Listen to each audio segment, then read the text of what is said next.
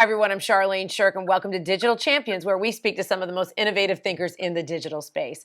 And joining us today is my co-host, Jonathan Silva. Jonathan, thanks so much for joining us today.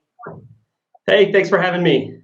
Oh, it is always a pleasure. And our guest today from Knoxville, Tennessee is Kathleen Stockham with South College. Thank you so much, Kathleen, for making the time to be on Digital Champions. Thank you so much for having me. I really appreciate it. Oh, it is our pleasure. So tell us what you do over there as it relates to digital marketing at South College. Sure.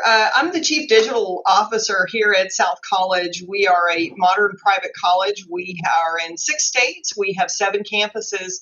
Plus online, we specialize in certificates, bachelor's, master's degrees, and even doctoral degrees, mostly in healthcare, business, technology, legal studies.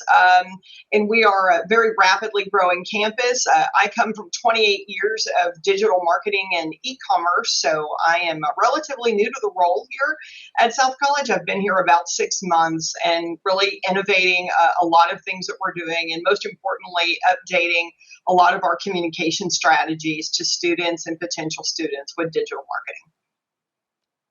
marketing. So, Kathleen, I love smaller colleges. I personally went to a smaller college. So, what is your biggest pain point when it comes to marketing South College and all the benefits that it brings to the table?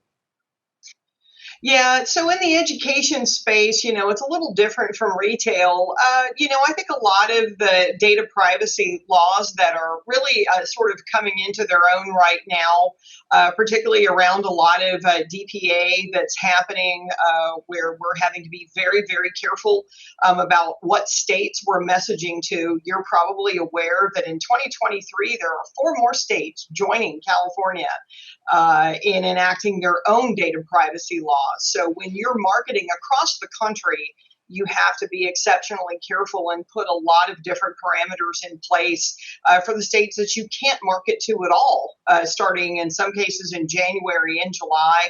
So it definitely changes how we look at prospecting and retargeting. It certainly affects the way that we look at, opt-ins and how long we can contain those opt-ins. And obviously, we're taking a lot of measures on the back end from a database strategy standpoint. So it becomes a bit difficult. I think the old days of being able to prospect openly and utilizing cookies are rapidly going to change, obviously, in the next 12 months. And so we're trying to prepare in hopes that, I think at this point that some states will try to help their consumers really understand. I think the challenge is that consumers expect this great curated experience and a more customized experience, and that becomes harder and harder to do when you have less data to work with.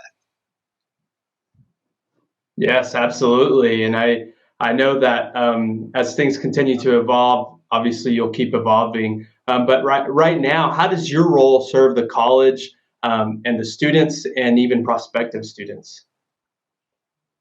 Yeah, so I'm accountable for everything from obviously our website, all of our marketing across digital, print, direct mail, email, but also it includes specialty items, t-shirts, hats, bags, you name it, anything with the South College logo on it. But it's also branding, messaging, and awareness that we do to our current students. Obviously, in the education space, accreditation is very, very important. So we're constantly messaging out to our students when we are announcing brand new programs that have been accredited and put in place.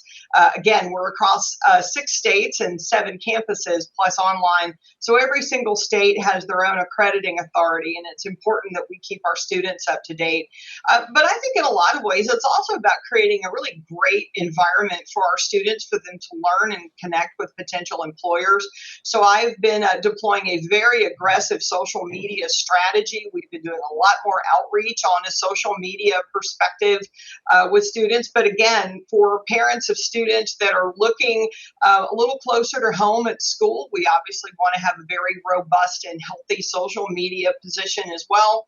But it's also tied with making sure that the website is as explanatory and strong as it could be, that we're leaving plenty of room for understanding, but also questions, scholarships, financial aid for those that qualify. So it's a lot of information to keep up with. But it's awesome. I have a fantastic team, and we're getting a lot done. And Kathleen, with your 28 years in digital marketing, talk to me a little bit about, for our viewers, about what would be your best tip, because you clearly recognize the changes that are occurring in the marketplace in terms of restrictions, and then you clearly need to create a strategy that targets the right people. So can you give some of your insight and your tips that maybe that you leaned in on to develop an effective strategy in today's changing digital market space? Yeah, I think becoming an evangelist for data across your executive team is probably one of the best things you can do.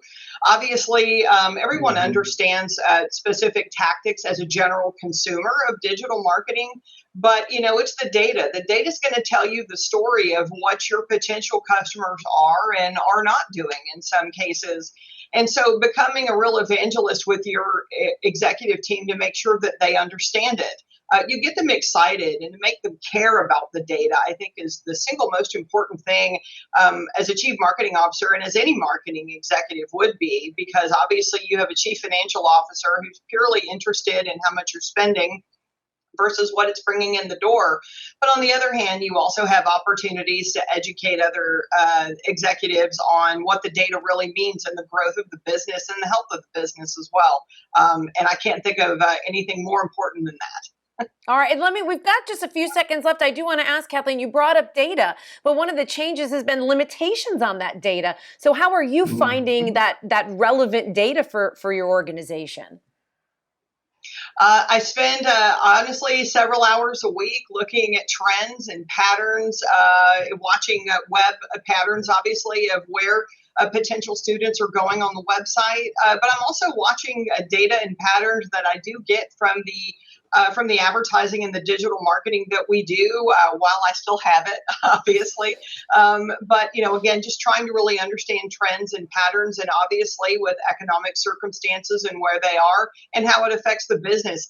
It will become more and more difficult in 2023, but where there's a will, we'll figure it out. All right, Kathleen, they're very lucky to have you in that position. Thank you so much for joining us today on Digital Champions. Thank you so much. Appreciate it. Have a great day. And Jonathan, Thanks, so happy Kathleen. to have you co-hosting today. Absolutely. Thank you. Thanks, Kathleen. Have a great day. You bet. Thanks, guys. Appreciate it. All right. And if you'd like to learn more about what they're doing over there at South College, you can check them out on dailyadbrief.com. Well, I'm Charlene Shirk. Thank you so much for joining us on Digital Champions today, and we look forward to learning something new with you next time.